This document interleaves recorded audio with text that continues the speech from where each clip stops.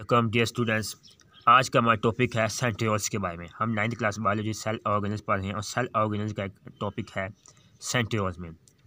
असल में सेंट्रियोल्स हैं जानवरों और बहुत से यूनिसेलुलर जानदारों के सेल में एक खोखले सिलेंड्रिकल नुमा ऑर्गेनल्स पाए जाते हैं, उनको सेंट्रियोल कहते हैं। ये आप देख रहे हैं खोखले सिलेंड्रिकल नुमा ऑर्गेनल्स हैं, सेल्स के अंदर पाए जाते हैं। ये तीन सेट के 9 सेट होते हैं, तीन सेट के 9 सेट होते हैं जो एक सेल्स के अंदर पाए जाते हैं, जिसका आप ओवरहेड आप देख सकते हैं। सेंट्रियोल ये माइक्रोट्यूबुलेंस पर मुश्तमिल होते हैं। माइक्रोट्यूबुलेंस ये ट्यूबुलेंस प्रोटीन के बने होते हैं। जानवरों के सेल में न्यूक्लियस की ब्यूनी सतह करीब 2 सेंट्रियोल्स पाए जाते हैं। आप देख रहे हैं जी जानवरों के सेल का न्यूक्लियस है, न्यूक्लियस के ब्यूनी तरफ एक्सटीरियर साइड पर ये 2 सेंट्रियोल्स पाए जाते हैं, जिनको सेंट्रियोसोम का नाम दिया था।